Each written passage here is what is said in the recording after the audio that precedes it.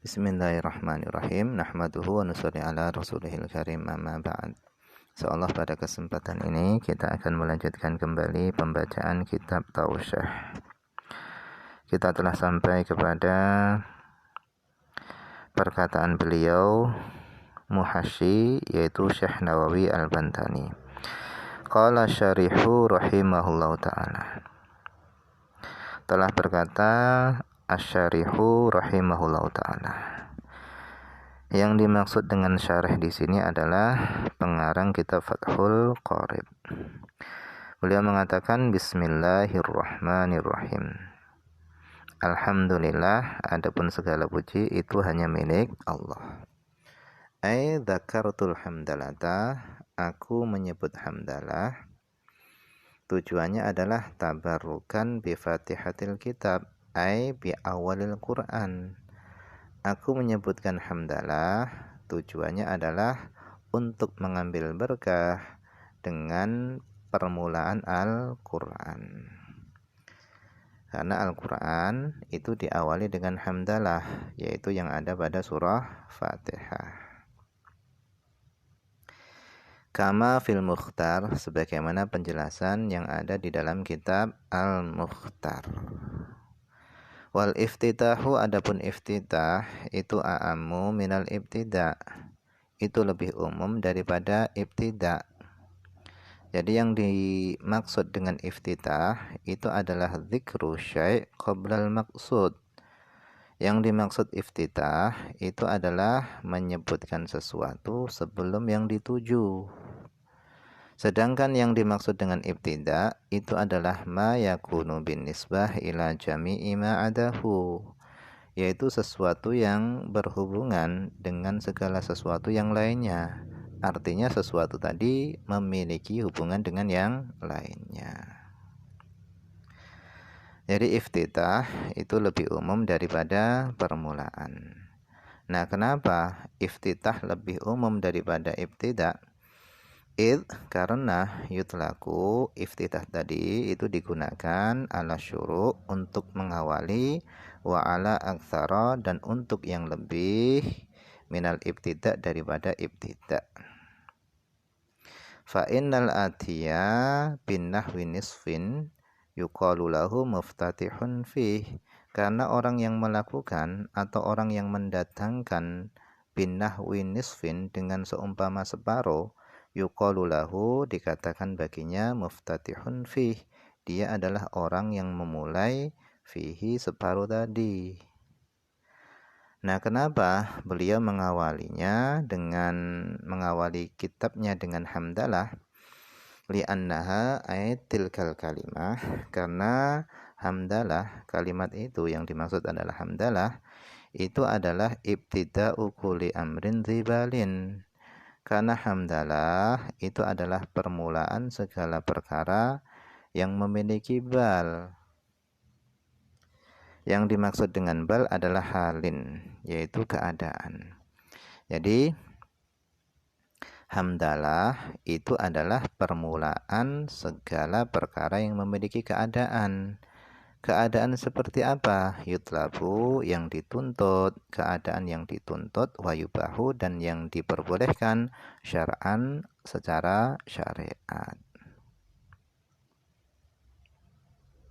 Fa innahu, karena yutlabu dianjurkan, ibtida'ul kutubi, dianjurkan mengawali kitab-kitab, biha dengan hamdalah.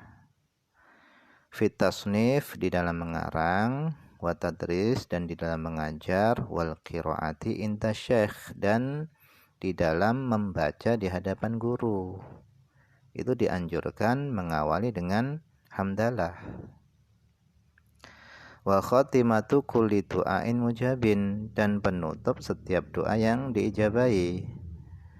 Jadi alasan beliau yang kedua di dalam beliau mengawali dengan hamdalah itu adalah karena hamdalah itu adalah penutup setiap doa yang diijabahi. Nah, apa yang dimaksud dengan doa yang diijabahi? Ai turja ijabatuhu, yang diharapkan pengkabulannya. Fa innahu karena yutlabu dianjurkan khatmu du'ai biha menutup doa biha dengan hamdalah kama yutlabu bad'uhu biha sebagaimana dianjurkan memulai doa biha dengan hamdalah. Jadi mengawali doa itu dianjurkan dengan membaca hamdalah, menutup doa itu juga dianjurkan dengan membaca hamdalah.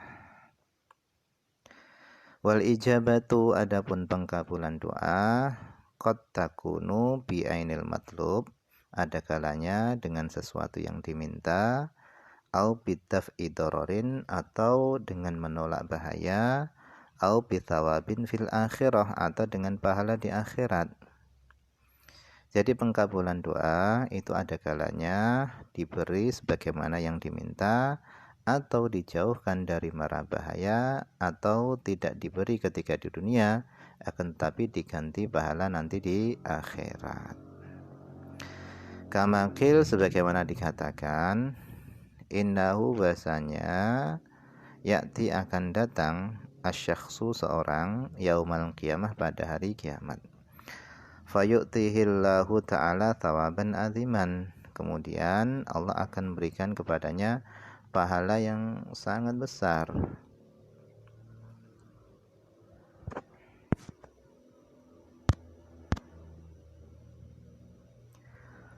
Fayata'ajjabu, maka seorang tadi itu heran.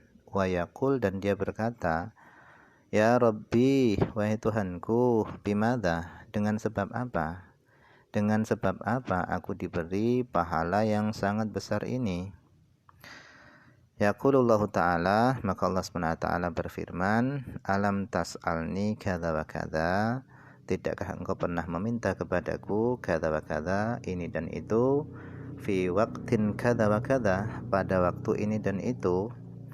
Maka tatkala hamba tadi tahu betapa besarnya pahala doa-doa yang pernah dia panjatkan ketika di dunia, maka fayatamanna, maka dia berharap annahu lam yakun ujiba bida'watin qad.